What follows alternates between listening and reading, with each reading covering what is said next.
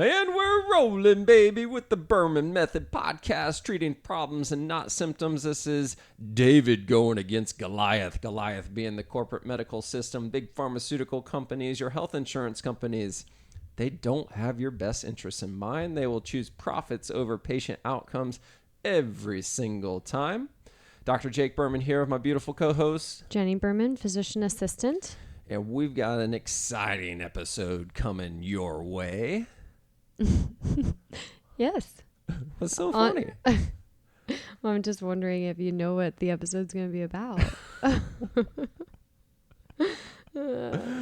Do I know what it's going to be about, or is it my expertise? Oh, it's not your expertise. No, this is your world, not mine. Yes. So we are on step 2, job 2, task 2. Is that what we're calling these things? Steps, jobs, and tasks? Event? What should we call it? Speaking of events, holy cow, we just had our longevity event a couple of weeks ago, and what a knockout. Are you freaking kidding me? Yeah, super turnout, super fun. That was amazing.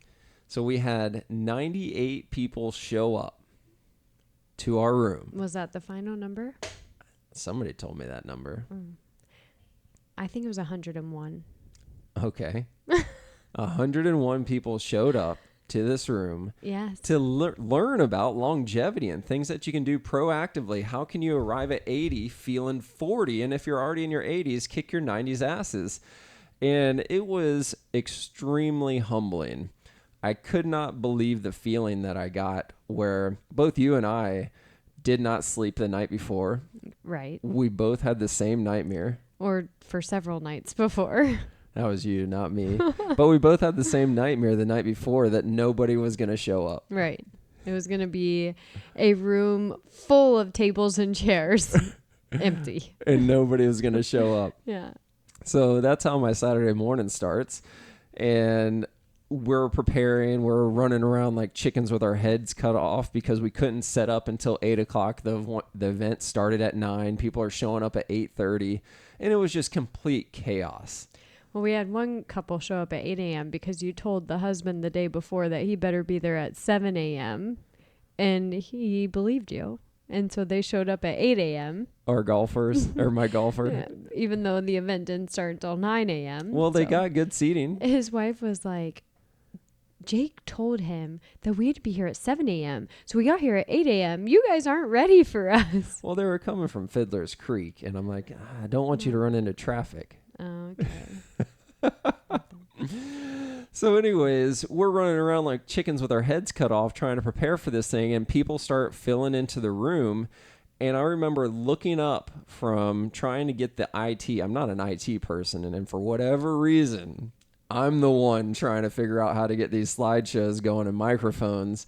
And I remember looking up at the room, and I'm going, oh my gosh. This room is filling up. Mm-hmm. And then 15 minutes later, I looked up again and I'm going, oh crap, the room is filled. Yes, it was awesome. And I mean, we never thought 2 years ago, we wouldn't have thought at this point that we would need a bigger space to host this event. It was crazy. 2 years ago, we were doing like a farmer's market style at Bayfront, hoping and praying that somebody would accidentally walk by us heading to the Cabana Bar. Right. Right. And then last year, we rented out the same room, but they put the divider up, and we had 50 people in there. And it was just you pretty much keynoting with Dr. Cedarquist. Yep. And then this year, we maxed out. We need a bigger space. We need a bigger boat like Jaws. Bigger boat. It was extremely humbling though, because most of the people stayed for the entire thing and they were genuinely excited to hear what we had to say about longevity and how do you arrive at 80 feeling 40. And if you're already in your 80s, kick your 90s ass.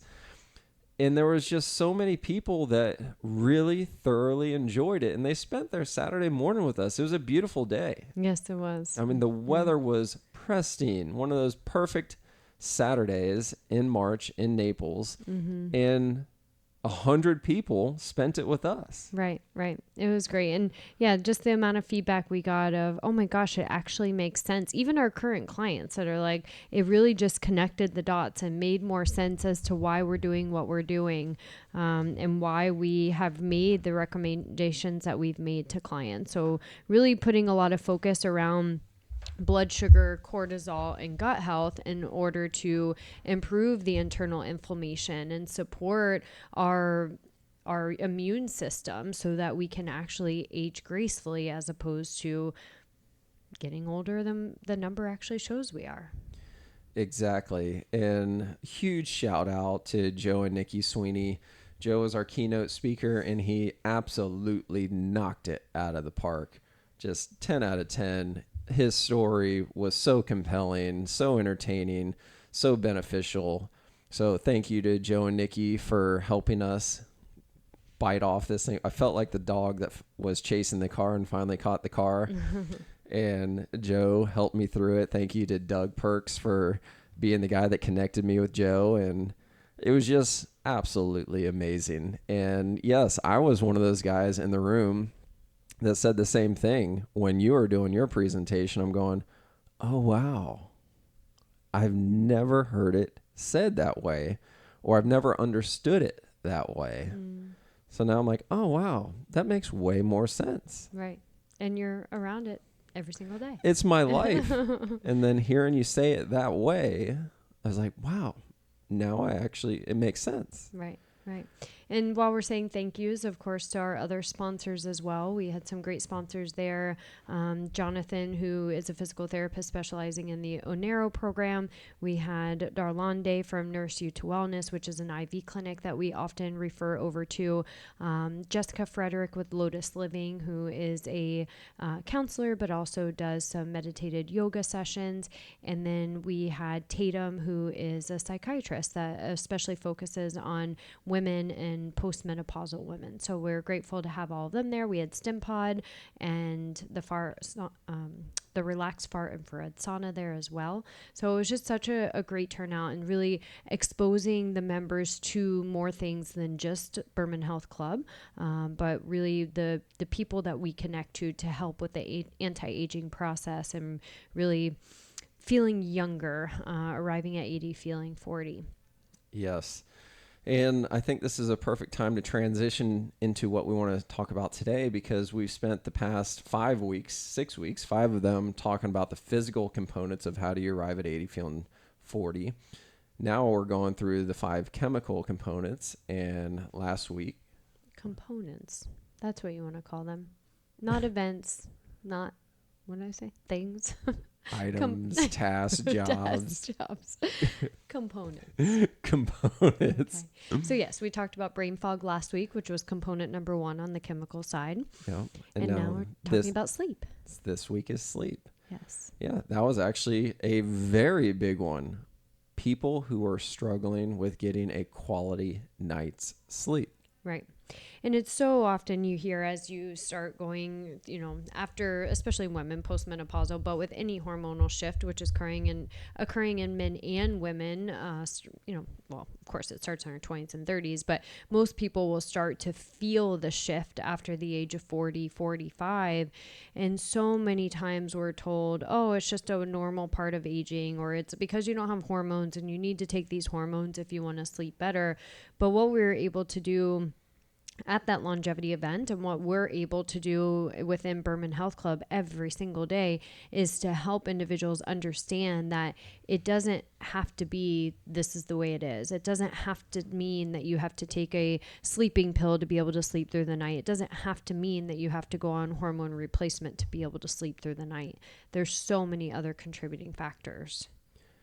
And that actually was the most talked about aha moment of the longevity event, was your presentation of all the curves on the blood sugar screen, cortisol and blood sugar screen, where you're pointing it out and you're going, here's the reason why you're waking up at 2 or 3 in the morning. It's because what you did over here at 7 and 8 at night. Mm-hmm. It's not because you have to wake up to go pee. Right. Yes. And that's so many people are like, well, I wake up 2 or 3 times a night to use the bathroom. And I will say it over and over and over again. It is not your bladder waking you up. It is a stress response, a cortisol response to your blood sugar dropping down that actually arouses you, but then your brain and bladder talk. And so your brain's like, okay, we're awake, we're aroused. There's that fight or flight response. And I don't know if you've ever been in any other sort of flight or fight response, like you're competing or you're skydiving or you're doing some crazy adrenaline rushed event.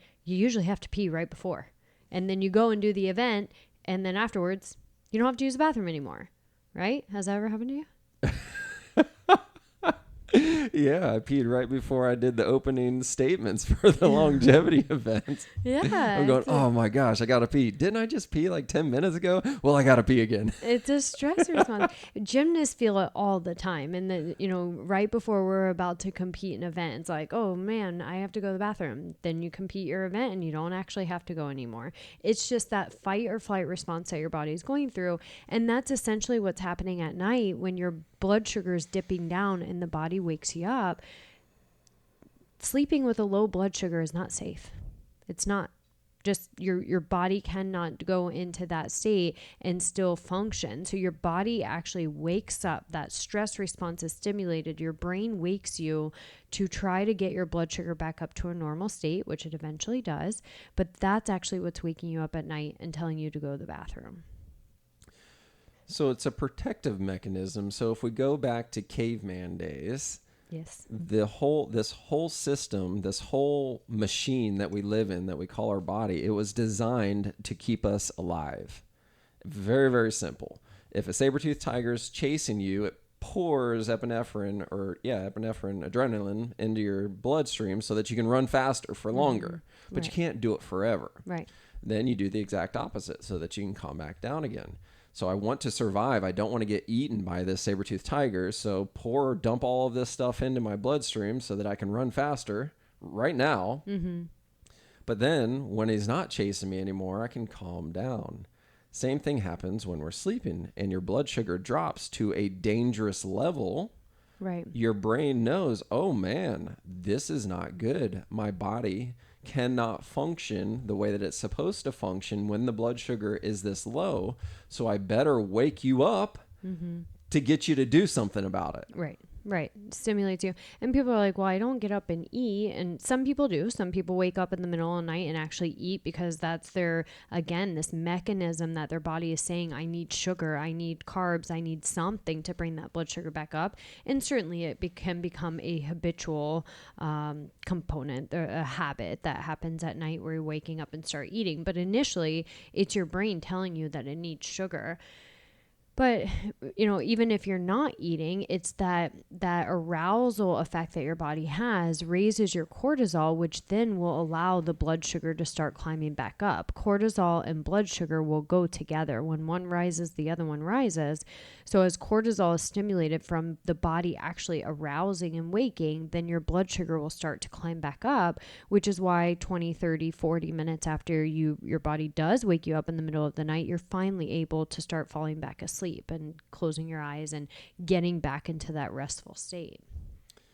And it takes that long for that cycle to occur. And again, I wish we could demonstrate this on this podcast right now. Here's the 11 billionth time of me saying this should be a video podcast, because when you put it on the screen, you can see it clear as day, the blood sugar curve. And it's like, oh, wow, that's why I woke up, because it dipped. That's why I couldn't go back to sleep for 30 minutes, because it was jacked up. But there it starts to come back down a little bit. So that's when I fell back asleep. Right. Or even just when it climbs up to a safer spot. So the whole climbing of the blood sugar it depends on the person, but it could take 20 minutes. It could take 60 minutes. So once it climbs back into a safer range is when your body will start to feel that comfort in being able to calm down. The cortisol's coming down. You can finally fall back asleep.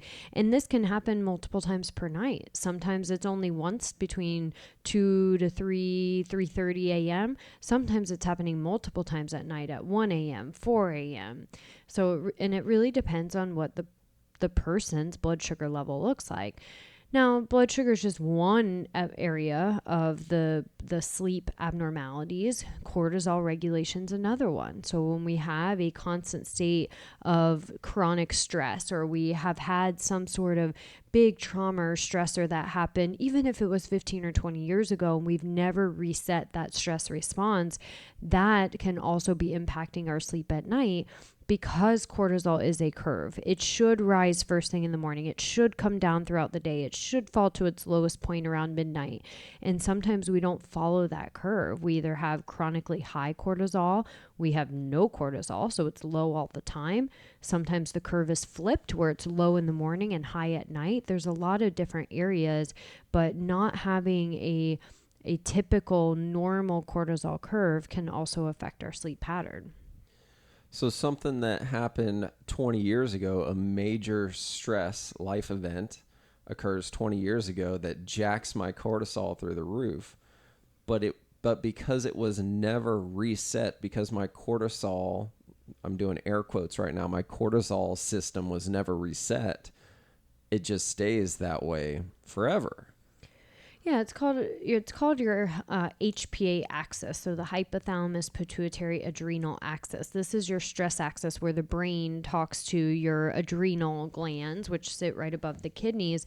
The brain and the adrenal glands talk, and so when the adrenal glands are releasing cortisol at a high level, then that's telling the brain that the body is still in a state of stress, and the brain then feels that stress and tells the adrenal glands to keep releasing cortisol because your brain is stressed, and it's just this vicious cycle.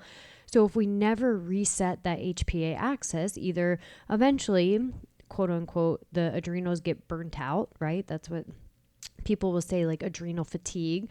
The functional medicine world doesn't call it that. We don't like that, but it's a dysfunction of the adrenal glands. But essentially, you get into this chronic state of release, or to the point where the adrenal glands just don't respond to stress anymore. And that is still a dysfunction of that HPA axis, which affects our sleep cycle.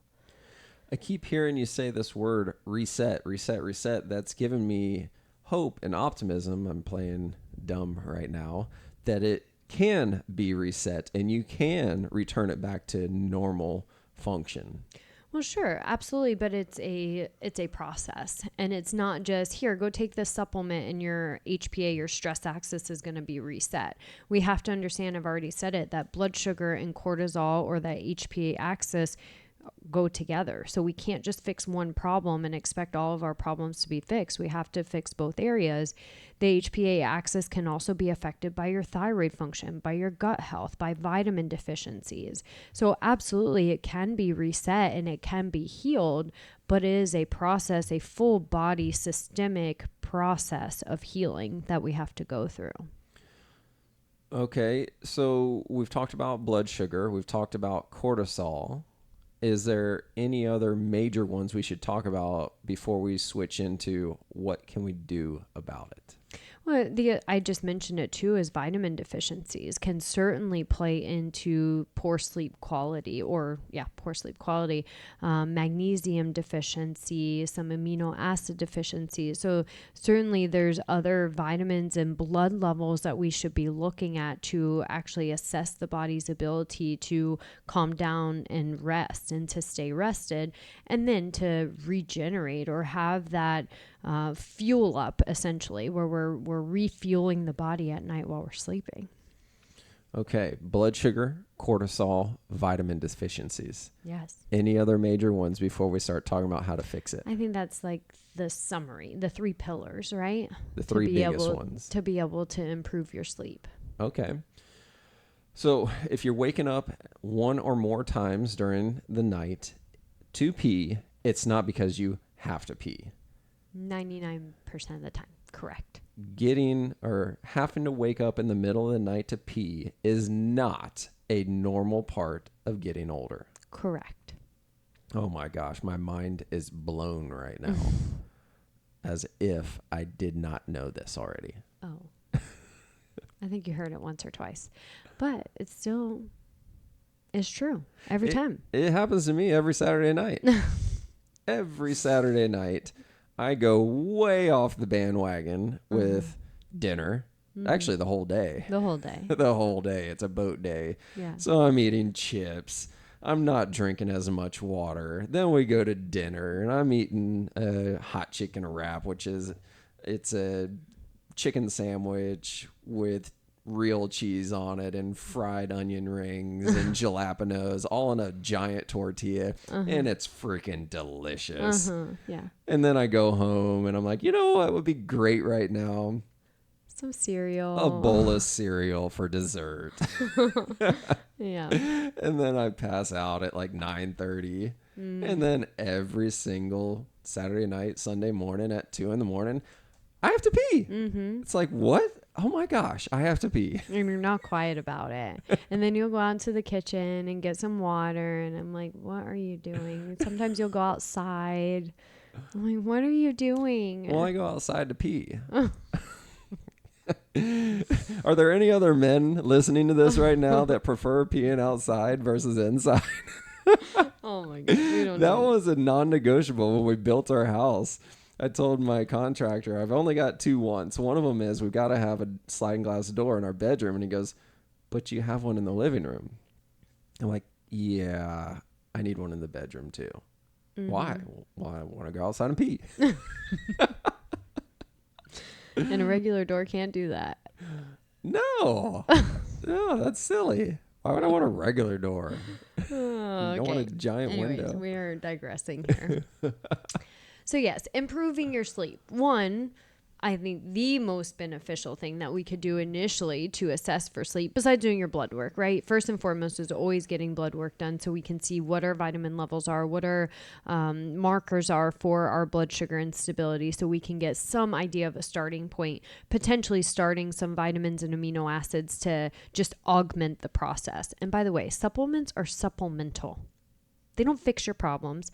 They are supplemental, which help with augmenting the other areas that we are actually fixing. Okay.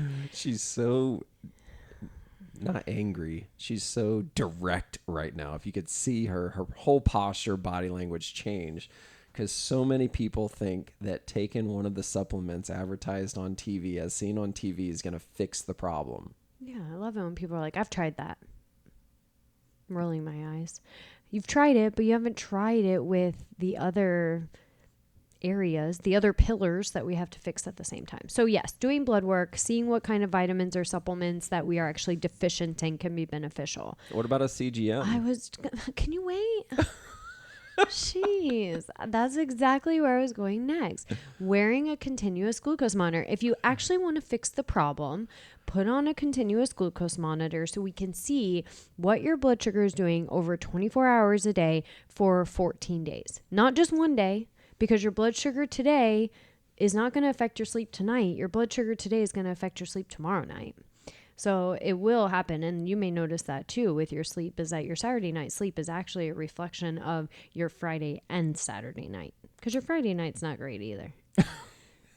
Let's be real. So your Saturday night sleep is actually a reflection of a solid 24 hours prior. Friday night, Saturday morning, Saturday day, Saturday night, then your sleep sinks. I'm not wrong, right?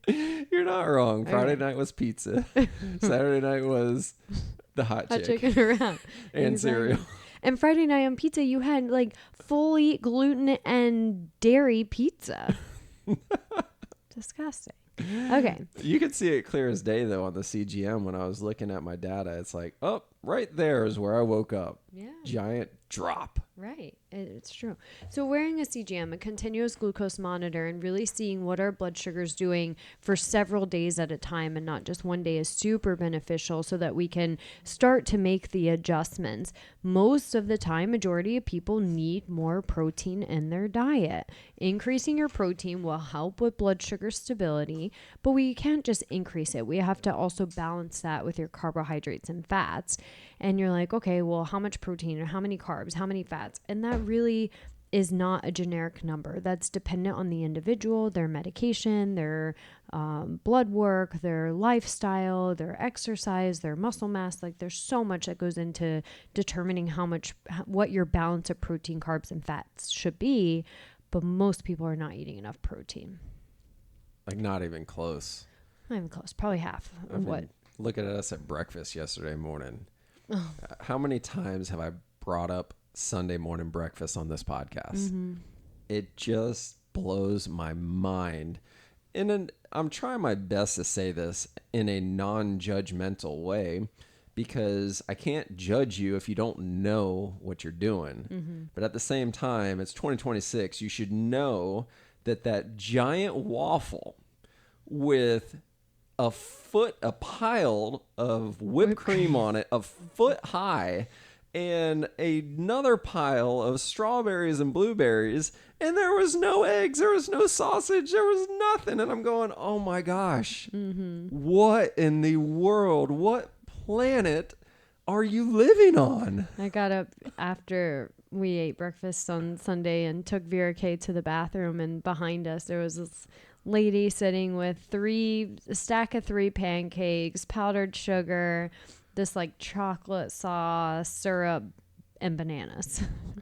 And I was just like, oh gosh. That's how you're starting your day. Yeah. And let's put this into perspective. We put our name in. This was the brunch place. What was it called? Naples Brunch. Naples Brunch. We'd never been there before. It was amazing, by the way. And we got there just in the nick of time. We had to wait. We had to wait an entire 5 minutes. Yeah. But oh my gosh, when we left, the line was wrapped around the block. But as we're waiting there 5 minutes, this guy pulls up in the Cadillac CRT that was tricked out. Like, he's got some serious cash poured into his motor. And of course I had to talk to him, because this thing sounded mean, like absolutely mean. I've never heard a CTS like that. He had to put a different hood on it because the pulley system, it just didn't fit. You would never, ever in a million years think about putting some junky fuel into that Cadillac CTS. Right. Like, you wouldn't. I didn't ask him, but I should have asked him, do you go to the Marco Airport to get avgas where you can get 106 octane or 103 octane? Because there's no way he puts 87 octane in it. I can't even imagine that he puts 93 octane in it. You got to put the best fuel that you could possibly put, the most purest fuel into that engine, or it's going to run like crap. Mm-hmm. That's what you're doing when you're eating the freaking pancakes first thing in the morning. You're going, you know what, Cadillac CTS with 800 horsepower, I'm going to go ahead and just pour some water into the gas tank. But there's enough gas in there. I mean, it shouldn't be that big of a deal. It'll dilute it. Mm-hmm. Like, that's what you're doing. You're just pouring sludge into your body first thing in the morning. And I'm going, ugh. Mm-hmm. Don't get me wrong. I like a good pancake. But I'm going to make sure that if I'm going to crush a pancake, there's going to be at least 30 grams of protein that goes with it. 5 eggs, 6 eggs, some bacon, some sausage. Then let's see if there's room for the pancake. That's not going to be first, though. Right. Yes. And you should always have your protein first and your vegetables first, and then the carbohydrates that you're having. But here nor there, we need to make sure we're eating enough protein. We need to check our vitamin levels and make sure that we're getting the right amino acids and the right vitamins, the supplements, to be able to support the stress response and the blood sugar levels, and to actually get the brain to calm down. And then we have to regulate that stress cycle that we've talked about. And as I already mentioned, that's a whole systemic process. It's not just, here, take this L-theanine and your sleep's going to be better. Though it does help, we still have to systemically improve that stress response process. And sometimes it's undoing 15, 20, 25 years of this stress response being abnormal. So it takes time. It's a systemic response. You need a coach. And there you have it. Yeah, you're not going to do it by yourself. And the best part about all of this is exactly what our team does all day, every day. So you've got 2 options. You can either you have 3 options. Option number 1 is... take a sleeping pill. No, I interrupted you. Now you have to get me back. Option number 1 is just accept it. It is what it is. Take a sleeping pill. Option number 2 is try to figure it out on your own by watching commercials, Facebook meta ads, take theanine, this is going to help your sleep out, all these other things. Or option number 3 is to trust somebody that does it all day, every day, and knows the quickest way to get to the end result. And has the tools to be able to do it, not just the blood testing, not just the CGM, not just the team to help you with the nutrition counseling, but also using the regenerative modalities that we have, StimPod, which has been a game changer on helping to reset that stress axis that I keep talking about. It's just insane. Nobody else in Southwest Florida has this. I don't even know anybody else in Florida that has this. Well, I guess my former boss has it, but he's up in Jacksonville, so I know that he has it. I don't know anybody else that has StimPod. It is a game-changing modality that it's completely changed everything as far as what we know about resetting nerve things. Mm-hmm. And that's what this is. It's a nerve thing. Right. Absolutely. Good. Awesome. So what's the call to action? What do we want people to do? Come to Berman Health Club and get a CGM put on. Step number 1. That's step number 1. Just come and get one put on, wear it for 14 days, watch it on your app, and see the direct correlation with what you are or are not eating and how it affects your sleep. Right. Good? Yes. Ciao. For now. For now.